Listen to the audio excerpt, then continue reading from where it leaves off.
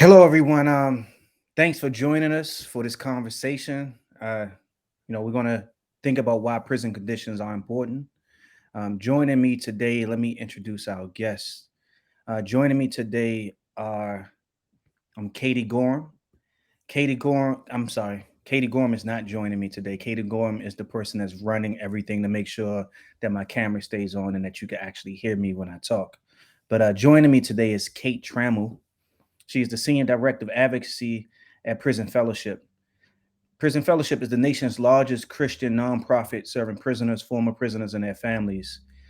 Kate is well versed in criminal law and has unique experience conducting state and federal issue advocacy campaigns and equipping people of faith for political engagement. She oversees the development of Prison Fellowship's policy positions on criminal justice issues and directs the organization's state and federal advocacy initiatives designed to bring justice that restores to those impacted by crime and incarceration across the country. Joining her with me will be Marcus Bullock. Um, Marcus Bullock, I actually don't need a script to introduce Marcus Bullock. He is a man who wears many hats. He is an entrepreneur. He founded Flikshop, and Flikshop is a company that works to solve the silent spaces that exist between those incarcerated and their family members. Um, Marcus Bullock is also a good friend of mine. He was the best man at my wedding. I was the best man at his wedding. He is my son's godfather. I'm his son's godfather. I've known him for more than 20 years.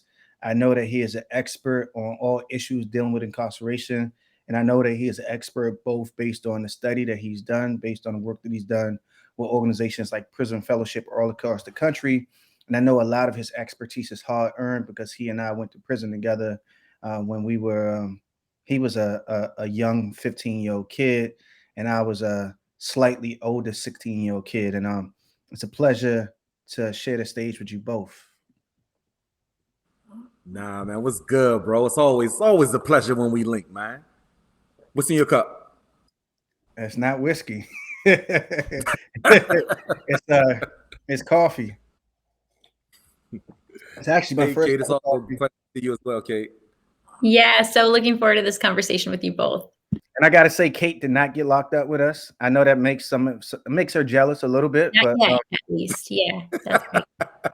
but look, I think introductions never actually really capture who a person is. I hope my introduction to Marcus captures who he is a little bit more. We walk into these spaces and people think of us as only our expertise, but not what we bring to the work.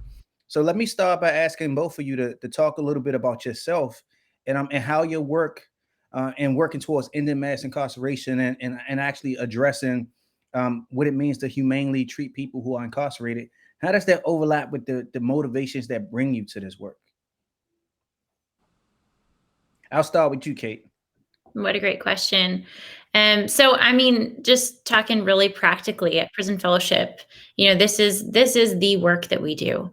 And when we work in prisons, providing prison programming like the Academy program, when we work with churches, helping them think through how to apply deeply held Christian faith values to issues of incarceration, how to get close to the challenges in their communities, and whether they're already felt there or they have no idea what's going on because they feel removed from that.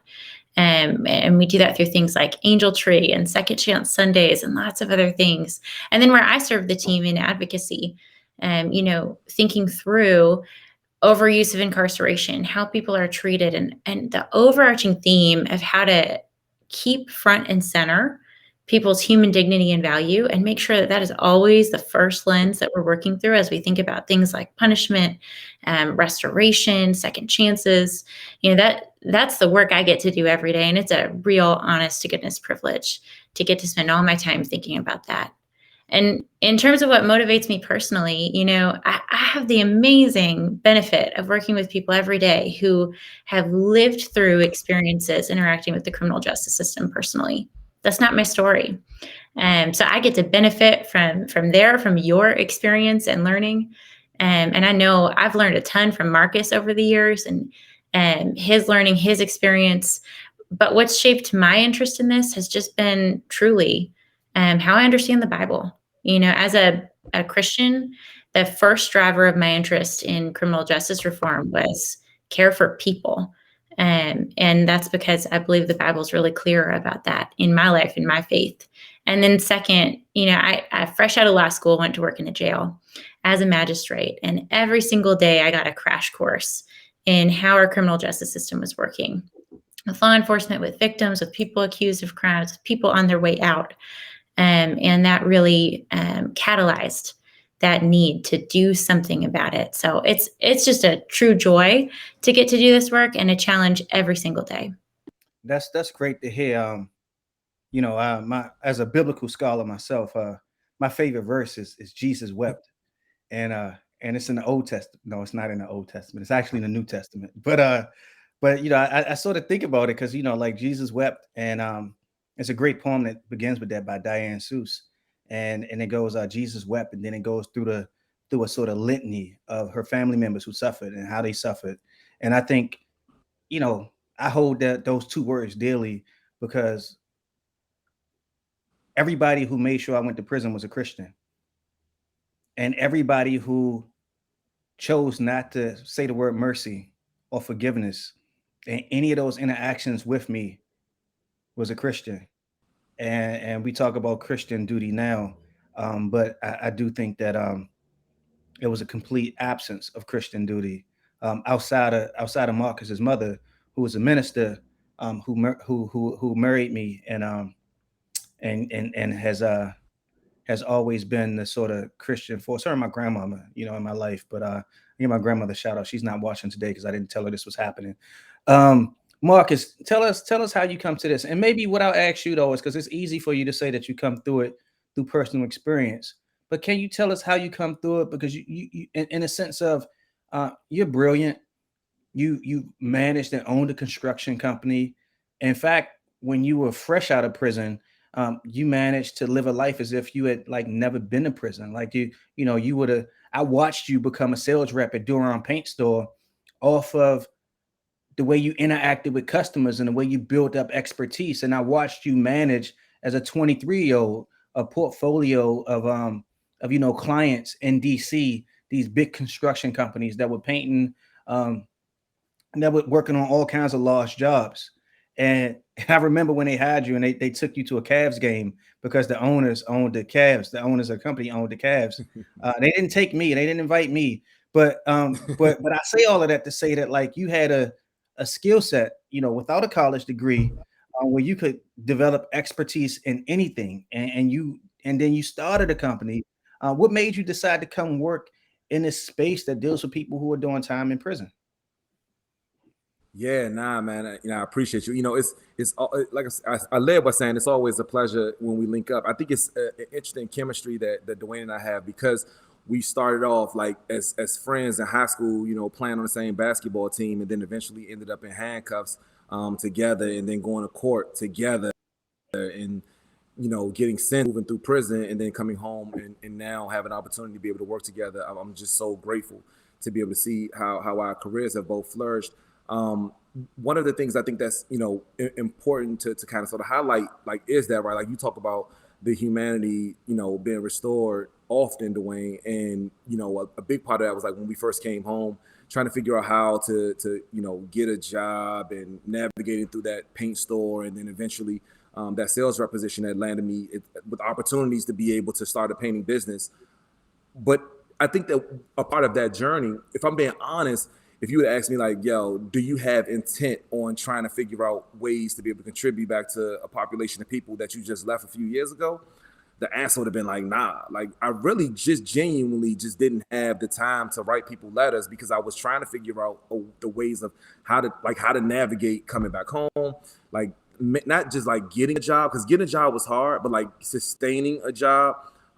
There was a massive knowledge gap that came as a result of just not knowing how to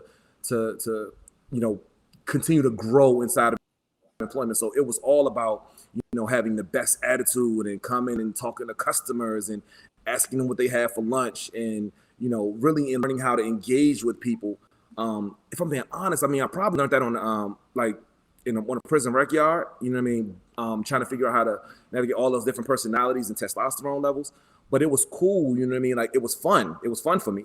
And what ended up happening as a result of me growing this new painting business, now I got the opportunity to be able to travel around the world. When you came home, we were able to do things together. Like, it was cool. And I wanted all of the folks, you know what I mean, who we left back there to be able to see those moments. There were folks who you and I, we shared sales, we shared space with people like Spider, who had a life sentence, who was still inside of it. And we were like, yo, how do I reconnect these moments, these incredible moments that I'm having with my family and my friends, back to people in prison? Because I knew that the way for us to be able to share those moments was through consistent mail. And I'm running a construction business, but I had to figure out a way to be able to solve this problem. I literally Googled how to build a mobile app, because I knew that it was important to, one, connect families back, but it was also super expensive. These billion-dollar companies were being ruthless in taking money from my own mom, right? And I'm like, dang, now I got my folks, making collect calls to me like they did with my mom, what I was doing with my mom. And I'm like, man, there has to be a way. Like, my mom was blessed to be able to pay for these calls, and I was like scrambling to be able to pay for these $18 15-minute calls. We're getting tablets, and they had to pay for stamps and all these things that was so expensive to stay connected. And I'm like, man, tech should allow us to be able to do this a lot easier. And we landed on what later became Flikshop, which allows our customers the ability to take a picture, add some quick text, press in, and for 99 cents, we print that picture and text on a real tangible postcard that we ship to any person, any prison, anywhere in the country. I think the interesting thing about that journey was, like, as we began to connect, hundreds of families, and then thousands of families, and now, we've connected over 170,000 families. One of the places I'm trying to figure out is, how do I now connect the same way that we leverage the technology to connect families? How do we do that with businesses and nonprofit organizations who are being thoughtful about making sure that we, change what the outlook is for people that are coming home from prison, as well as the conditions while they're there in prison. So now we're working with these incredible companies and organizations like Freedom Reads or Boeing, who wants to send in really thoughtful messages back to these folks in these cells. And I think that that's a very interesting thing that we landed on. Who would ever thought that it would have had this level of impact? But I'm grateful to be able to be a part of conversations like these, to be able to help illustrate and show the power of what can happen when folks are supported with social capital and resources. That makes a lot of sense. I mean, one of the things I hear from both of you is that the impetus to do this is from a deeply personal place that recognizes the ways that people in prison suffer. And I think what's interesting, particularly about what Marcus is saying, is that Flikshop also recognizes how the family is going through it too. How you get sent to prison, and it's not just you that does a sentence; it's your whole family that does that bid. I wonder if either of you have seen a documentary, Time, by Garrett Bradley. I haven't seen it yet. So I'm gonna make a suggestion to both of you, but to everybody here, that that the thing that should accompany this conversation is the documentary Time by Garrett Bradley. It is fascinating. It should have won an Oscar. It was nominated for one, but it is a brilliant story about this woman named Fox and her husband Rob. When they were young, this early 90s, Marcus, they robbed a bank in New Orleans, and he was sentenced to 60 years. And the documentary shows, and she pled guilty, and she was sentenced to 3 or 2 or something like that. But she came home, and she spent the rest of her life, and she was pregnant when it happened. And so, she had to leave her children, but she came home and she spent the next 20 years working to get Rob out of prison. And he was sentenced to 60 years with no parole. And I think, when we think about the inhumane conditions of incarceration, I think one of those things is just the literal lack of mercy and how hard we have to fight, and also how we have to build that connection from the inside out. So I suggest everybody listening and you guys to watch the documentary. It's on Amazon. But let me ask you this then. And I guess I answered it in some ways for myself, which is that the documentary shows how entire families are affected by the inhumane conditions of incarceration. So, but let me ask a different question then, since we're clear that people in prison are affected, families are affected, communities are affected. in your work, Kate, how do you articulate what do you mean by an inhumane condition? And Marcus, when if I say prison conditions are not humane and you agree, like how would you describe it? So basically for both of you, but specifically Kate in your advocacy work, because you're thinking about policy and you're thinking about developing new laws and developing campaigns that are trying to be very specific about what you want to change. So I just want to get both views. Yours from a sort of policy perspective, how do you define prison conditions that are not humane? And I think Marcus, I I wonder if somebody asked you that and you just wanted to go back to a moment that made you really realize that the experience you was having was not humane. What would that moment be? And let's start with you first, Katie. Kate. Sure. Thanks, Dwayne. What a good reformat of that question.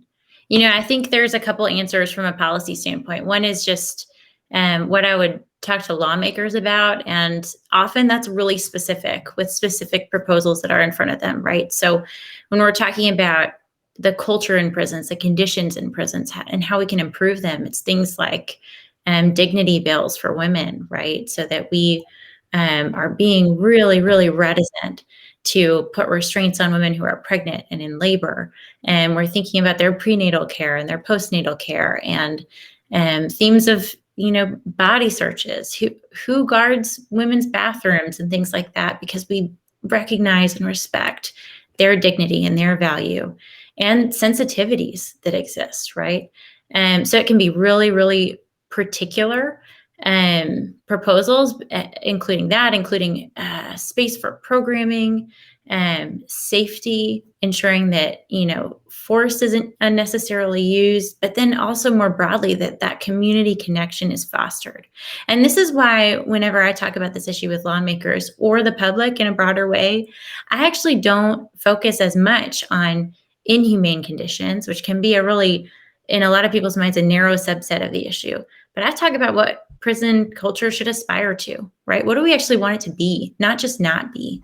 And at Prison Fellowship, we work really hard to apply that restorative lens to criminal justice. And this means, in our opinion, that in prisons, the culture needs to not just generally reflect dignity, right? But be one that promotes, enforces, and models attitudes and behaviors that are consistent with a productive life in society. So we do this at Prison Fellowship through deploying our academy program in prisons.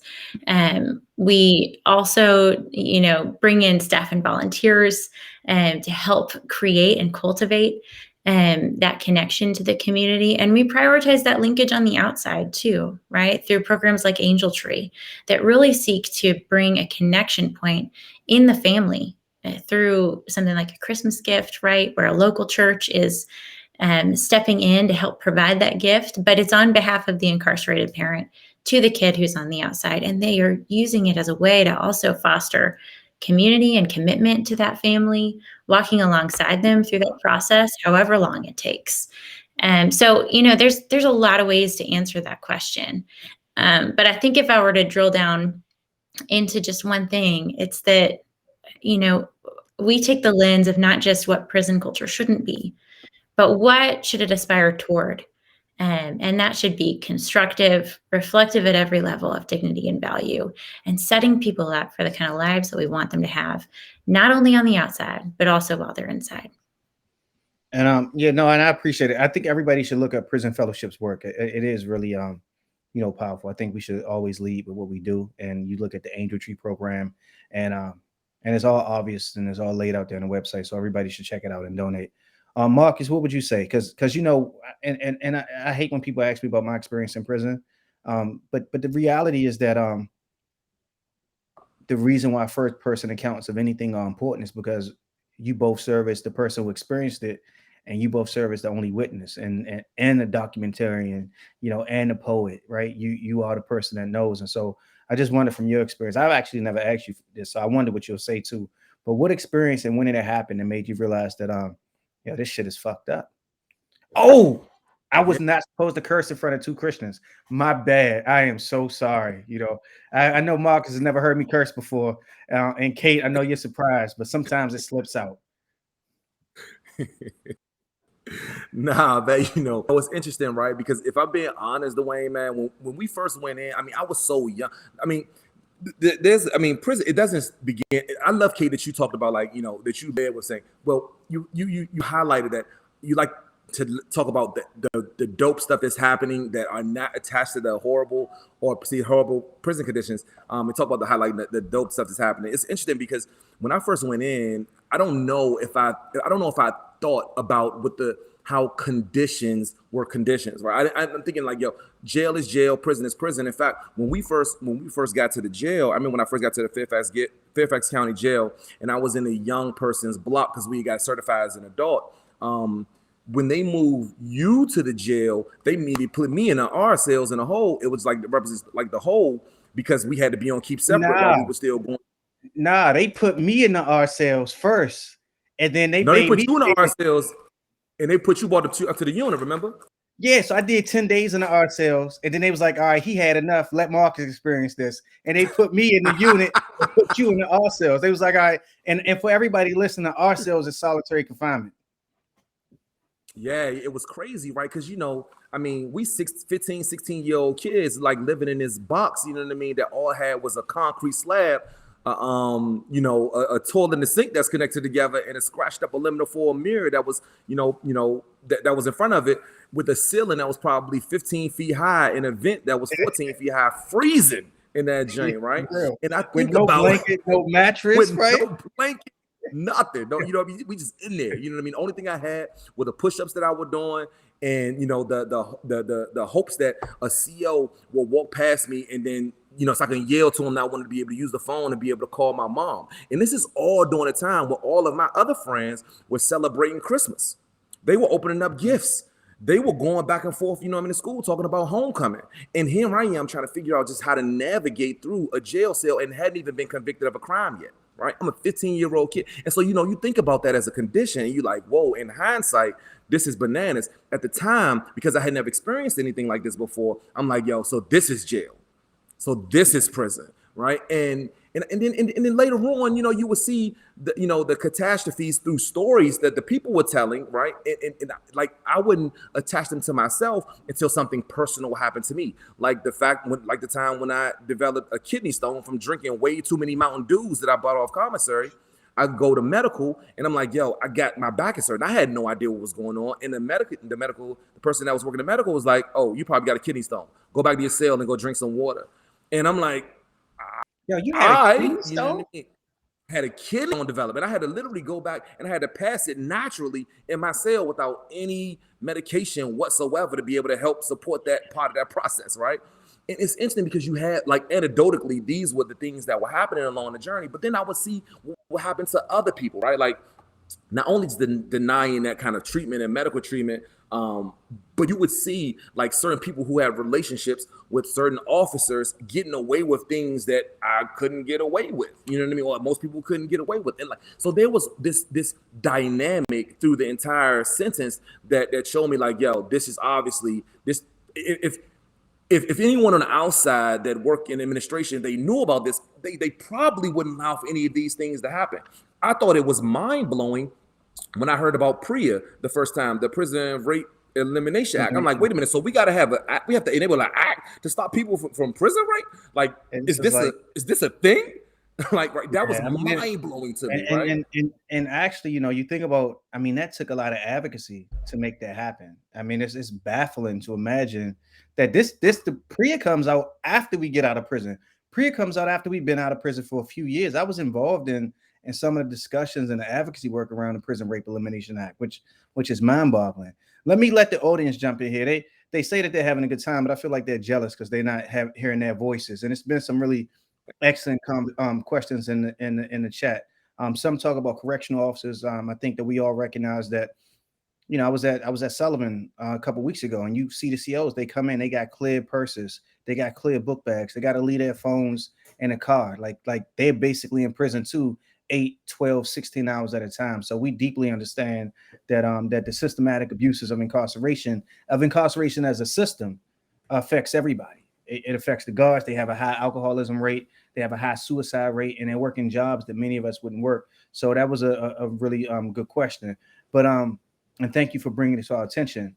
And before somebody tells it, we think about violence too. Marcus and I both pled guilty to our crimes. The question that we're having in this conversation is focused on, what does it mean to have a prison system that's humane? What does it mean to have a prison system that expects and believes that Marcus will become Marcus Bullock, who is a father of two, who's been married for a decade, that I will be a father of two, married for a decade, that we will be pillars of our communities and contributors and tax-paying members. What does it look like to have a system that believes in that as a possibility and tries to nurture that and instead of tries to derail that? But this is a question I can't answer, Marcus. Beverly Brooke asks, and I know this happens a lot of places. They're scanning the letters, and they're saying that cards can only come on tablets, and some states are sending the letters to companies in different states, and then they're sending back Xerox companies. How has that affected Flikshop? And maybe more importantly, I want you to answer, like, what can people do about it? And Kate, it'd be great if you could say, like, say a person has a policy issue like this that they want to address. How would you suggest that they go about conceptually thinking about doing something about that besides just rightly complaining to the public? But what would it mean to do something to sort of just change the practice and the policy? Yeah, I mean, it's frustrating. I will say, every time I hear about one of these facilities that are passing one of these new rules that are banning mail from coming into their facilities, it's tough. It really is tough. And I think the interesting thing about it is, while I understand the evolution of digital technology and the power it can bring, especially when you have consistent back and forth communications in these facilities, the fact that it's a in lieu of and not an in addition to kind of sort of conversation is striking for me. I'll allow for Kate to talk about how we can advocate for some of these changes, like to ban some of these changes. But it's definitely impacted Flikshop. It's not only impacted Flikshop in how we send mail to people in prisons, but it's also, as we think about the new standard of reentry and how it takes for these small businesses to be able to connect with the corporate partners. Like we have partnerships with Boeing or Delta Airlines or Bank of America or Facebook or Slack. These are some of our customers that send these micro doses back to people in prison. And this is how folks are getting jobs. I think about how companies like Slack use our technology to connect with folks back there, to help connect them back to their quality assurance positions at their own company, or how we want to work with companies like Checkered and how they, facilitate background checks. These are companies that leverage our tech to be able to help give people sustainable employment at the come out. And you're banning this.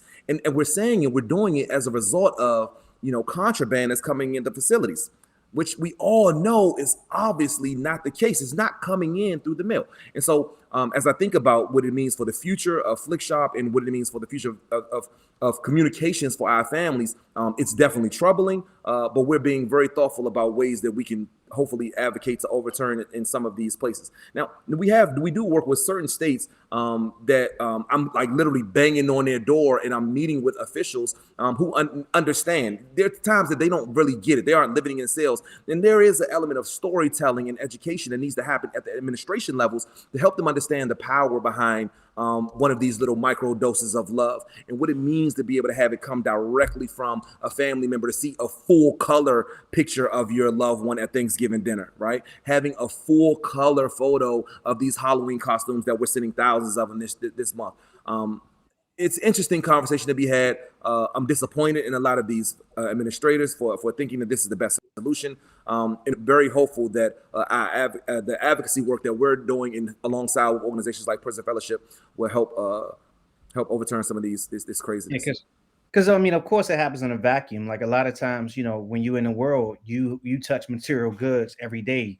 You touch your coffee cup, you touch your earpods, you touch your ink pen, you touch your cell phones. You got pictures. This is me and my wife when we got married, but no, this is at your wedding, Marcus. This is at your job. That was at my wedding. Yeah. I see with that suit.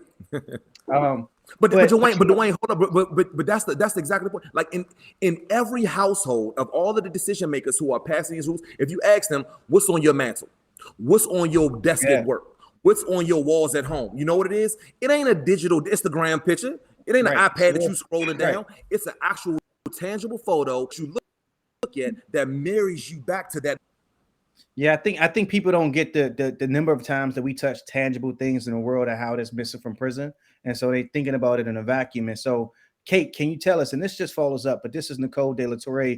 It's basically doubling down on, okay, we get what the problem is, and now Marcus has explained how it's a serious problem. Now, how do we address it? What are the strategies that we would use to try to change this as a matter of policy, and what agencies might we look towards? And if we decided to give you more work to do, right, and give you 2 minutes to solve this problem for us, like, what would you tell us? Well, I mean, I think honestly, Dwayne and Marcus, you've hit on the solution already. It's just who you tell the story to and how you tell the story. This is so similar to so many challenges that we face with helping people think through prison, right? It is so far away from so many people, such a different environment than what they experience, that even just that thought process of, okay, what is tangible in my life versus what is tangible in the life of someone who's locked in a cell, that connection point will move mountains in advocacy, right? Helping people think through the meaning of having something physical, tangible, in color, and then understanding that the process in policy that's being weighed, of course, is like safety, right? What are the pros and cons as a correctional official, as a policymaker at whatever level? And that they're looking to do exactly that, keep contraband out, keep people safe. And so as they balance that, it might seem very natural to say, this doesn't feel like a lot to give up for whatever gain I'm getting. So you have to be able to color inside those lines and say, no, this is actually really practical, really meaningful, really effective at keeping people connected to their communities, at providing hope and purpose within prisons, and just a step towards real life in a place that doesn't feel like real life. And I think in terms of where to direct that, right, the reality is most of these policies are facility specific or agency specific. And so, that's not a typical lobbying meeting, right? It can feel really removed from a meeting with your senator, but that's a great place to start, right? As members of the public, if you have a concern about things like this, like, call up your lawmaker. I was talking to one of our Justice Ambassador volunteers who commits his time and just the spare time he has to advocating for policies alongside Prison Fellowship. I was talking to him just last night, and he was like, you know what surprised me about this work? It is so easy to do.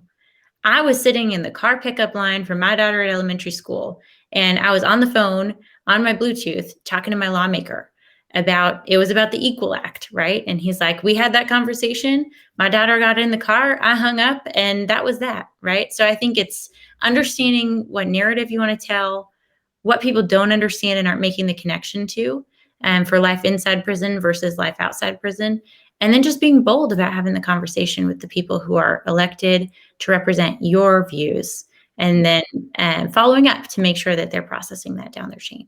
No, I think that's really important. I think that, sadly, we spend a lot of time talking about crime. We spend a lot of time talking about violence. We spend a lot of time talking about retribution and punitive aspects of what we want the society to look like. But we spend far less time talking about, mercy, talking about forgiveness, talking about reform, talking about rehabilitation. And we spend even less time talking about those things to the legislators who can make things happen. Because while violence is serious in prison, I think there's always another way to address the challenges. And I think sometimes the correctional staff, the administrators, they might use a hammer or a sledgehammer because they might not know about a more effective strategy. So I think one other thing I would suggest folks do is bring their expertise to the problem. Marcus brought his expertise and his ingenuity to the problem of how to increase access to information for people inside and how to expand that out. I think that we need to do the same thing for how to help prisons deal with whatever the rationalizations they say for some of the more punitive policies or some of the policies that's not people facing. I think we should offer some solutions. Aileen Jameson asks, what about the role of different groups and systems in changing or sustaining the prison system? I think it's a couple ways to think about that. We had the policymakers, we have the advocates, we have the lawyers, we had the people who are formerly incarcerated. So what I want to ask you both is, what would you say about a group that's not frequently talked about and the role that they play? Because we all have a 3, 4, 5 groups that come immediately to mind. And I'll ask it this way, Marcus, what group played a role in you surviving prison, and you, like, building yourself up from the 15-year-old you were when you got incarcerated to the man who left prison? Like, what organizations, institutions, and groups played a role in like changing the system for you, even if it was just on a personal level? And Katie, I wonder what organizations might you name that don't fit that sort of list of primary actors that people could look towards, or people could look towards developing? If I was answering that question, I would think, the group that I would say that was one of the most impactful outside of like the name that aforementioned, right? The family, my church family was big for me. One of the biggest ones was with the employers. The people was offering jobs, like, interestingly enough, I mean, they still had the question, the box on the application, had you been convicted of a felony, but mine just said, have you been convicted of a felony within 7 years? And what it did was it allowed me to be able to say, no, I had, not been convicted of a felony within the last 7 years. And I was able to get that job at the paint store. Now, like the same people who told me no before that, because they just had the regular have you been convicted of a felony question on the application. I was the same Marcus, right? And same Marcus for that final question that landed me my first job. But I think that was interesting. I think about like how that role, that springboard at that paint store allowed for me to get a job, for me to start this painting business, right? When you came home, we waited, get a job. Then you end up going to Caribou Books. Like the employers were like a big one. Other ones, the other corporate partners who are being very thoughtful about, that kind of mission alignment of saying, hey, look, let's figure out a way to make this just a little less hard, like just a little bit, right? And maybe it's giving the jobs. Maybe it's being able to, give away some of those procurement contracts to people who are being thoughtful about building solutions after they come home from prison. Because the reality of it is that there's no shortage of talent. There's no shortage of brilliance that is coming home from these cells. I mean, you and I, we're not unicorns, right? Like, but there's a level of work ethic, and I think that of tenacity, but also there's like some capital and resources. And I think that a lot of the corporate partners can be thoughtful about doing that. So there's these, corporate social responsibility arms. They should be thoughtful. HR departments and some of these corporate, big major corporate entities, they could be thoughtful. ESG departments, they could be thoughtful. But I would say that one of the biggest ones for me is the employers. You know who came up with the idea of social capital? Who's that? The chat. Does the chat know? I'll talk about it in a second. I'm gonna see if the chat knows. But Kate, tell me what you would say about the groups that similar to what Marcus said. I wonder if there's any groups that he missed actually. One thing that I feel like gets missed out on a lot in these broader conversations, especially in our advocacy field, is the really small local groups. Often what I find whenever I visit prisons, which, man, I haven't gotten to in a long time because of COVID, but I used to do all the time, is that most of the work that's being done there is very local, right? When you're talking about reentry, when you're talking about programming in prisons and really tangible impacts, people running education programs, right? That is a huge avenue to a better life. And we were so proud to support Pell Restoration for people in prison because of the incredible value that provides. I think those small local groups are oftentimes the make or break that people experience of having that connection fostered to the outside, having relationships developed, people investing in them. And I think it's so important to just reiterate that, like, we can talk about this a lot at a philosophical or policy level, but until people put skin in the game and care about going to prison and visiting people, being a part of their lives, it doesn't matter that much, right? It doesn't matter that much to you until you put yourself there. And then the other thing that I would just say real quick is that I don't want to lose the thread in this conversation of like impacting systems of transformational leadership in corrections, right? We've gotten to see this close up where correctional leaders, as an industry, it doesn't have a lot of opportunity for professional development. And the Wardens Exchange program that we've been really delighted to be able to host at Prison Fellowship is really geared to provide that opportunity, residencies, exploring critical ideas, new philosophies, testing things, and having a forum to discuss new ways to foster accountability that are healthy and reflective of dignity. And it's been so fruitful already. So I think if we're talking about change, right, you can start from the outside in, and you can also start from the inside out. Yeah, and I actually think so. Somebody posted a link to a YouTube video in the chat, and I bet it's Norway. I don't know because I didn't look at it, but it's talking about an example of a humane prison, and and I think, If you're planning to commit a crime, yep, it's Norway. I just wanted to check to make sure. And I do think that we have models in other countries. You know, we the only country in the world that we the leader in incarceration in the whole world. Um, we are the leader in only like one of the few, if not the only country that sends juveniles to prison with adults. Still, we've curbed that a lot, but there's still a lot of people who went into prison as juveniles who are now 30, 40 years old, 50 years old.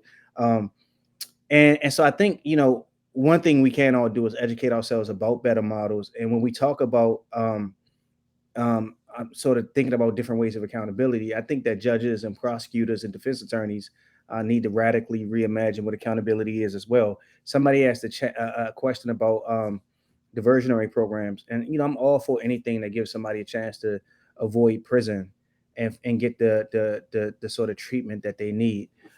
We're closing out. Um, Somebody asked a really good question. It says the Dakota Women's Correctional Rehab Center. They're asking how they would go about starting a conversation about allowing the correctional officers that work with them on a daily basis to have a bigger voice in the prison setting and high administration. I will sort of just flag that for the two of you to see, well, particularly for Kate, to see if you've done some work in that area in terms of like empowering the ground level correctional officers in the sort of larger dynamics of what happens in the system. I would say that AMEN, you should look up AMEN. It's an organization that uses the Norway model, and they actually do an exchange program where they take COs in like in a particular state. They work top down, but they take line level COs to Norway, and they have a whole training model to one introduce COs to a different way where the work is done, a different idea about what corrections could look like, and then two, they do internal trainings here. So I think that's one model for I think what these residents at the Dakota Women's Correctional Rehab Center are asking about. So anybody could check out AMEN. But I would just ask Kate. I would ask you, do you have any other examples of the correctional officers working with advocacy groups or with an organization like yours to make change both internally and on a policy level? Dwayne, I don't think I have an example of that specifically. Prison Fellowship often works with administrators and leaders in corrections to bring in good programming, but partnership from correctional officers who are on the unit where we're working is so pivotal to success. And I also think in our work with wardens who are really leading in this way of thinking through how to build, they're always thinking about their staff, right? And we try to keep in mind as an advocacy organization that when we're talking about prison conditions, we're talking about conditions for people who live and work in prison, and that the real significance of that. So I think that's a great thread to pull on. I don't have any real specific guidance to the person who asked that question, but. Yeah, I think everybody should check out AMEN. And we are running out of time. So Hey, I'm gonna let before Marcus. we let Jump in, Marcus. before we jump off real quick. So one of the I've traveled around the country and visited a ton of prisons. Whether we were teaching classes in a prison at Flikshop School of Business or just doing tours. And one of the places where I think have done, literally one of the best jobs ever is here locally in DC. Here in DC jail at the Central Treatment Facility, there's a unit here called the Young Men Emerging Unit.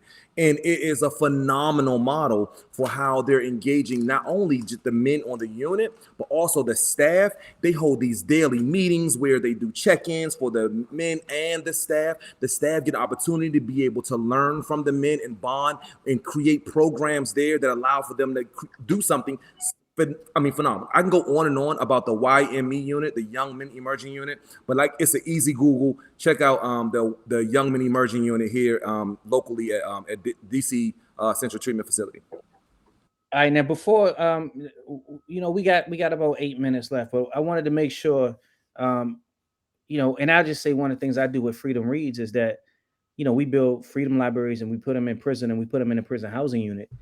But we also put them in a space for just the correctional officers so that the COs and administrators and the staff, it's a lot of staff in prison. There's a lot of people that go into prison, and it really is a dehumanizing place. But I do want to be mindful of the fact that It's not just dehumanizing for a person that's serving time. It's dehumanizing for the folks that work there. I couldn't imagine somebody, every time I go in now to visit somebody and they say I got to give up my cell phone, I'm offended, you know. Um, and so what we do is we put freedom libraries for the guys and the men and women and children inside, but we also put one for the staff, because I do think that, I carjack somebody, and I think we make it really easy to have this conversation as if it's like the system is evil and the COs are evil and the wardens are evil, but mostly they haven't committed crimes. And I think the reason why it becomes so hard to get real policy change is this disconnect where we're looking for the boogeyman, where we are the boogeyman. Like collectively, we are the boogeyman. And I deeply believe that books help us think about what it means to be human. And so I just wonder, what kind of art, fiction, nonfiction, film. I mentioned Time by Garrett Bradley that everybody should watch. That's your homework. But I wonder, toss it to you, Kate, first. Like, what kind of literature? And I'll mention the Bible too. Everybody should read the Bible. You could stop at Jesus wept, but I suggest that you might want to read further. Jesus wept is in Genesis, but you want to push past that. But Kate, tell me what you into.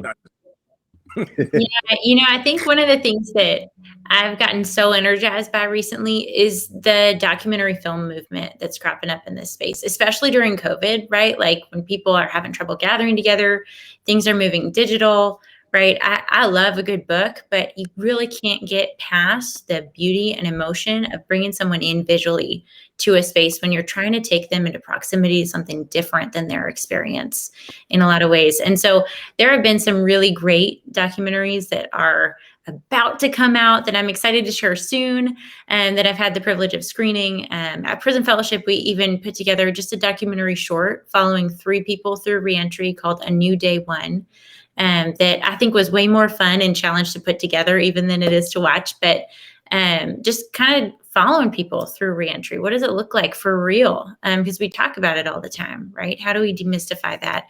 And so that's been where I've been spending a lot of my time. We were just hosting a film screening in Northern Virginia last night at a church, kind of helping people think through how you put flesh on these concepts that we talk about. And I think there's just such a great creative movement of film right now, and lots of wonderful platforms to access it. Yeah, and I mean that actually raises something else that we could all do when we talk about how do we educate each other. I believe in the book, like a person or the man of the book or whatever. But I do think documentaries are like validly important, because you could have 45 minutes or an hour and you get the whole thing. You could spend 2 hours and you get the whole thing. And whether you're watching the aforementioned Time multiple times, I've mentioned it because you should watch it, but also the 13th and also the Central Park 5 documentary. I think it's a lot of documentaries, and all of them aren't great, but some of them are like it's one called like Thugs in DC, which is not a good documentary at all. But what it does is it gives you a mind. This was produced in like the early 2000s, and what that documentary gives you is like the kind of ideas about people who we were sending to prison that allowed us to ramp up the incarceration rates. And so sometimes, like, even documentaries that I wouldn't necessarily say are good, and I definitely wouldn't say we should recommend as an example of what the world should look like, they give us a sense of how we got to the world we are in today, because documentarians produce in the moment.